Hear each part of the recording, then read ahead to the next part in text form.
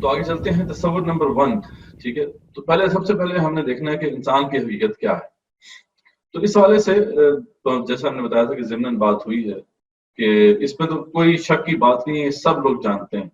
یعنی کوئی بندہ اس بات کو ڈینائی نہیں کر سکتا، کیونکہ یہ تو ہمارے وجود کی بات ہے نا. ہم اپنے بارے میں تو کم سے کم امور کے بارے میں جانتے ہی. تو ہمارے اندر 2 جو ہیں نفوس موجود ہیں. ٹھیک ہے جی.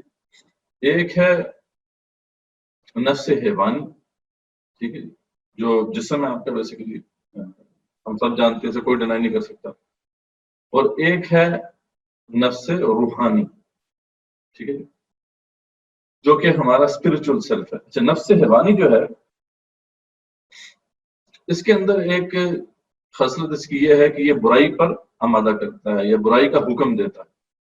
ٹھیک ہے، جیسا کہ سورہ یوسف میں آتا ہے کہ وما ابرئ نفسی ان النفس لامارۃ بالسوء، یعنی میں اپنے نفس کی کوئی برات بیان نہیں کرتا، نفس تو برائی کا ہی حکم دینے والا ہے.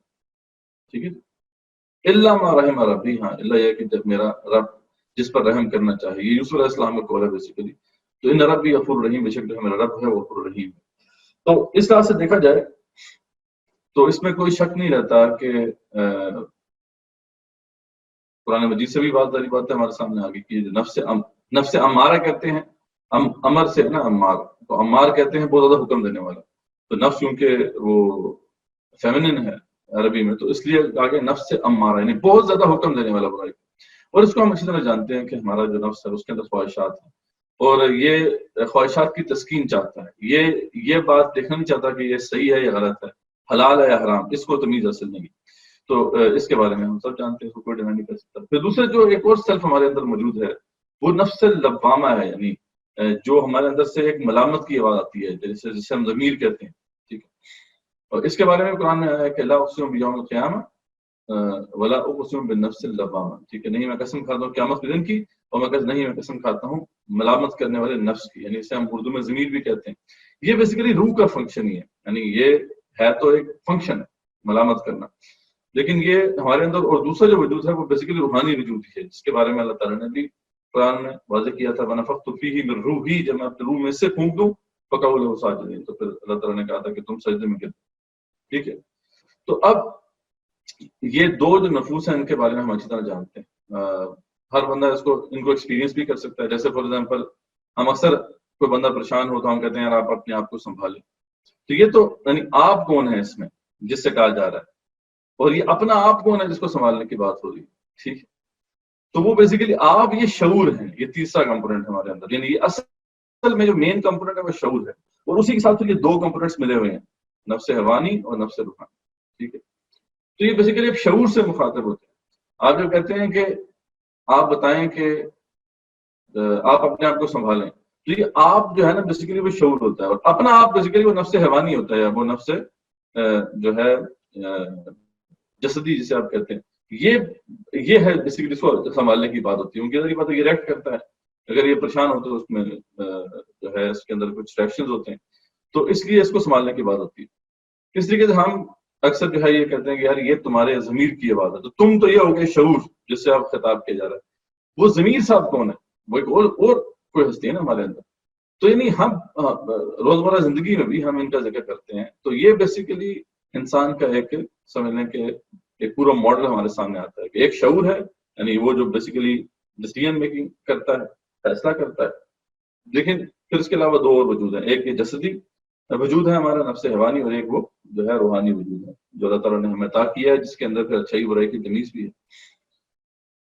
اچھا، اب اس کی جو خوراک ہے نفس حیوانی کی وہ مٹی سے ہے، یعنی بنا بھی یہ مٹی سے ہے، اور اس کی خوراک بھی جو ہے وہ مٹی سے ہے. یہ دیگر جو چیزیں ہیں جو اس کے کھانے کی چیزیں ہیں وہ مٹی سے ہی بنتی ہیں. ٹھیک ہے، جبکہ نفس روحانی کیونکہ اللہ کی طرف سے آیا ہے، اس لیے جو اس کی خوراک ہے وہ بھی اللہ کی طرف سے ہی ہے، وہ اللہ کی یاد ہے. یہ ذکر جو ہے نا بیسیکلی وہ ہے اس کی خوراک. ٹھیک ہے، الذین آمنوا وتطمئن قلوبهم بذکر اللہ. اللہ فرماتے ہیں کہ بے شک ایمان والے ہیں ان کو اللہ کے ذکر سے جو ہے ان کے قلوب کو اطمینان نصیب ہوتا ہے. الا بذکر اللہ تطمئن القلوب، اس طرح جان لو کہ اللہ تعالیٰ کے جو ہے ذکر سے ہی دلوں کو اطمینان ہے. اب یہ دل جو ہے بیسیکلی وہ روح کا مسکن ہے. یہ اب ہمارے جو بھی علماء اس پر کلیئر متفق ہیں کہ قلب جسے آپ کہتے ہیں یہ اصل میں وہ مسکن ہے روح کا. تو اس لیے یہاں پہ بات ہو رہی ہے کہ ذکر سے اس کو اطمینان حاصل ہوتا ہے, اس کو تقویت ملتی ہے. تو بڑا ذکر کے اب کیونکہ ہمارے ہاں اس کا خاص معنی جو ہے وہ مشہور ہو گیا. دراصل یہ ذکر جو ہے وہ ہے اللہ کی یاد, ٹھیک ہے. اور ہم نے پہلے بھی بات کی تھی کہ اللہ کی یاد کے کئی ذرائع ہیں. اللہ کی یاد کا یہ ذریعہ بھی ہے کہ آپ قرآن کو سمجھ کے پڑھ لیں. اللہ کی یاد کا یہ ذریعہ بھی ہے آپ مظاہر فطرت میں غور کر لیں. اللہ کی یاد کا یہ ذریعہ بھی ہے کہ آپ نماز پڑھ لیں. اقیم الصلاۃ لذکری قرآن میں آتا ہے. یا پھر آپ ذکر کا اذکار کر لیں, ٹھیک ہے, تسبیحات کر لیں, اذکار کر لیں, دعا کر لیں. یہ سب ذکر کے ذرائع ہیں. لیکن ذکر اصل میں یہ سب نہیں ہے, یہ ذرائع ذکر ہیں. ذکر جو ہے اللہ کی یاد ہے. تو جس دم آپ کو اللہ کی یاد آ گئی, چاہے وہ قرآن پڑھنے کی وجہ سے آئی, چاہے وہ کسی اور ذریعے سے آئی, اس دوران اس کو وہ ڈرپ مل جائے گی. یعنی یہ نفس روحانی کے لیے ایک طرح سے وہ خوراک ہو جائے گی. تو یہ بیسیکلی اس کی خوراک ہے. اور نفس شعوری کہہ لیں, شعور جسے آپ کہہ لیں, اس کی خوراک تو کوئی نہیں ہے. ذریعہ بات ہے وہ ایک ایسی مخلوق نہیں ہے جس کے اندر جسد ہو, ایسا ہمارا نفس نہیں جس کے اندر جسد ہو. لیکن یہ کہ اس کو علم کی ضرورت ہے, نالج کی ضرورت ہے, جو قرآن و سنت ہے. تو جیسا کہ سورہ بقرہ میں آتا ہے کہ فَإِمَّا يَأْتِيَنَّكُم مِّنِّي هُدًى فَمَن تَبِعَ هُدَايَ فَلَا خَوْفٌ عَلَيْهِمْ وَلَا هُمْ يَحْزَنُونَ. تو جب ان سے کہا گیا تھا گزر جائیں آپ یہاں سے, آدم اور حوا علیہ السلام سے اور ساتھ شیطان کو بھی, تو آگے کہا گیا تھا کہ جب میری طرف سے ہدایت تمہارے پاس آئے تو جو اس ہدایت پہ چلے گا, تو جو اس کی اتباع کرے گا تو اس کے لیے کوئی خوف نہیں ہوگا, کوئی حزن نہیں ہوگا. ٹھیک ہے جی. تو یہ بیسیکلی آ گیا آپ کا جو ہے شعور, اور یہ اس کو ضرورت ہے اس کی قرآن سنت کی ہدایت, یعنی جو ہدایت ہے اللہ تعالیٰ کی جو قرآن سنت کی شکل میں موجود ہے. تو یہ بیسیکلی مختلف کمپوننٹس ہیں. ابھی تو ہم نے صرف علیحدہ ان کمپوننٹس کو دیکھا ہے اور اس کے فنکشنز کو تھوڑا سا دیکھا ہے. اب ہم آگے انشاءاللہ مزید اس کی جو ریلیشن شپ ہے اس کو بھی دیکھیں گے, یعنی آپس میں ان کا کیا تعلق ہے اس کو بھی بات کریں گے. تھوڑی سی اور بات, یعنی کچھ آیات اس حوالے سے, جیسے میں نے بتایا تھا کہ سورہ صاد میں آتا ہے فَإِذَا سَوَّيْتُهُ وَنَفَخْتُ فِيهِ مِن رُوحِي, ٹھیک ہے, بڑی اہم آیت ہے. اور روح ربانی کے حوالے سے بتاتی ہے کہ ہمارے اندر ایک ایسا عنصر موجود ہے جو کہ جس کا تعلق اللہ تعالیٰ سے براہ راست ہے, اور وہ روح ربانی میں سے اللہ تعالیٰ نے اللہ فرمانے کہ میں نے اپنی روح میں سے پھونکا. تو ونفخت فیہ من روحی, کہ جب میں اسے پوری طرح بنا دوں اور اپنی روح میں سے پھونک دوں, فقعوا لہ ساجدین, تو سجدے میں گر جانا. سورہ زمر میں یہ جو آیت ہے یہ بھی اس حوالے سے بڑی اہم ہمارے سامنے کھولتی ہے. سورہ زمر کی آیت ہے کہ اللہ یتوفی الانفس حین موتها والتي لم تمت في منامها فيمسك التي قضى عليها الموت ويرسل الاخرى الى اجل مسمى ان في ذلك لآيات لقوم يتفکرون. تو اللہ یتوفی الانفس حین موتها, وہ اللہ یہ جو موت کے وقت انفس کو اوپر لے جاتا ہے, ٹھیک ہے, والتي لم تمت في منامها, اور جو ابھی نہیں مرا ہوتا اس کے نفس کو نیند میں قبض کر لیتا ہے, ٹھیک ہے. فيمسك التي قضى عليها, اور پھر جس پر وہ موت کا فیصلہ نافذ کرتا ہے اسے روک لیتا ہے. ويرسل الاخرى الى اجل مسمى, اور دوسروں کے انفس ایک وقت کے مقرر کے لیے واپس بھیج دیتا ہے. ان فی ذلک لآیات, اس میں یقیناً نشانیاں ہیں ہر قوم, اس قوم کے لیے لقوم یتفکرون, جو سوچنے والی ہے. اب اس میں کیا بات بتائی جا رہی ہے کہ اللہ تعالیٰ موت کے وقت کی جو ہے انفس کو لیتا ہے اور نیند کے وقت بھی انفس کو لیتا ہے. انفس شعور, یہ ہمارے شعور ہیں جو ہم دیکھتے ہیں کہ نیند کی حالت میں بھی چلے جاتے ہیں, ٹھیک. اب موت کی حالت میں بھی چلے جاتے ہیں, ٹھیک. لیکن اب ہمارے جن کا فیصلہ ہو جاتا ہے کہ اس نے زندہ رہنا ہے تو واپس سلاٹ اٹھا دیتا ہے انفس کو. یعنی وہ جو نیند بھی اس لیے کہا جاتا ہے موت کی بہن ہے, اور اس لیے وہ جو ہم دعا بھی پڑھتے ہیں اس میں بھی یہ الفاظ ہے نا کہ جو ہے الحمدللہ الذی احیانا بعد ما اماتنا والیہ النشور. تو یعنی اللہ تعالیٰ جو ہے, اللہ تعالیٰ کا شکر ہے کہ اس نے ہمیں حیات دی اس کے بعد کہ ہم مردہ ہو گئے تھے, بعد ما اماتنا, ہماری اموات کے بعد, اور اسی طرف جو ہے ہم نے جو ہے لوٹ کر جانا. تو اب یہ بیسیکلی بات یہاں پہ وہی سمجھنے کی ہے کہ موت جو ہے اس کے اندر بھی انفس چلے جاتے ہیں, لیکن فرق یہ ہے کہ نیند میں جان باقی رہتی ہے, یہاں پہ نبضیں چل رہی ہیں, ٹھیک ہے, جبکہ موت کے اندر جو ہے اللہ تعالیٰ جان بھی لے لیتے. تو لیکن انفس جو ہے ہمارے شعور ہے وہ تو جاتے ہی ہیں, ٹھیک ہے. تو یعنی یہاں سے بھی ایک بات ہمارے سامنے واضح ہوتی ہے کہ یہ شعور جو ہے ان کی, یہ کس طریقے سے اللہ تعالیٰ جو ہے اپنے پاس لیتا ہے. سورہ زخرف میں آتا ہے ایک اور بات جو آگے جا کے انشاءاللہ ہم دیکھیں گے. ابھی یہاں چلیں اس کو چھوڑتے ہیں, آگے اس کی تفصیل آئے گی تو اس کے لیے بات کلیئر ہوگی. اچھا یہ جو کانسیپٹ ہے جو ہم نے دیکھا انسان کے جو ماڈل آپ کے سامنے رکھا ہے اس کو جیسے میں نے بتایا کوئی بھی ڈینائی نہیں کر سکتا, اس لیے ویسٹ کے اندر بھی اس کو ڈینائی نہیں کیا جا رہا. ویسٹ کے اندر بھی خاص طور پر جو فرائڈ کا تصور ہے انسان میں ہے وہ بھی یہی ہے. وہ کہتا ہے کہ 3 کمپوننٹس ہیں انسان میں. ایک اسے اڈ کہتا ہے, یہ بیسیکلی وہ نفس حیوانی ہے جسے ہم کہہ رہے ہیں, جس کے اندر ڈیزائرز ہیں. جیسے یہاں پہ لکھا ہوا I want it now, یعنی اسے کوئی بھی چیز دکھائی جائے تو یہ کہتا ہے مجھے چاہیے, کھانا بھوک لگی ہے اسے کھانا چاہیے, شہوت کا جذبہ اوپر آیا تو اس کو اس کی تسکین کرنی ہے. ایگو یہ دوسرا یہ شعور ہے, ٹھیک ہے, کہ I need to do a bit of planning to get it, یعنی یہ وہ سوچتا ہے, شعور فیصلہ کرنا ہے کیسے اس چیز کو, یعنی اس کی تسکین تو کرنی ہے لیکن کیسے کرنی ہے. ظاہری بات ہے اس کے یہ کچھ اخلاقیات کا پابند بھی ہے, لیکن اور سپر ایگو یہ بیسیکلی وہ ہے جو اخلاقیات جو ہے اس کی بنیاد ہے. You can't have it, it's not right, یعنی یہ بتاتا ہے کہ رائٹ اور رانگ کیا ہے.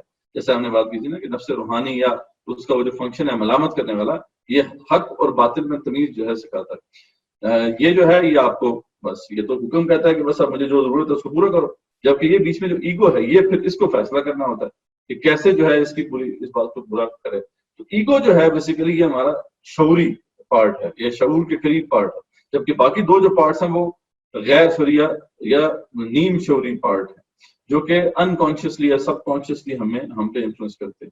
تو یہ نہیں فرائڈ کا تصور ہے, یہ بھی میں نے آپ کے سامنے بتا دیا. فرق سے میں نے بتایا تھا آپ کو پہلے بھی جب ہم نے ایمان بالآخرت پڑھا تھا, وہ یہ ہے کہ فرائڈ جو ہے سپر ایگو کو مستقل کوئی ایگو نہیں سمجھتا ہے, مستقل کمپوننٹ نہیں سمجھتا ہے انسانیت کا. وہ کہتا ہے کہ یہ تو ایک فرضی کردار ہے جو ہمارے ذہن میں بن جاتا ہے معاشرے کی اقدار کے اوپر. تو یہ ایک فرق ہے, لیکن جو ہے بات اسی غلط ہے. ایسی بات ہم اس وقت بھی بات کی تھی کہ یہ درست نہیں ہے, اصل میں تو ایک مستقل وجود رکھتا ہے. بات کر رہے تھے کہ انسان کا جو تصور ہے وہ فرائڈ کا کیا ہے, اس پہ میں نے بات کی تھی.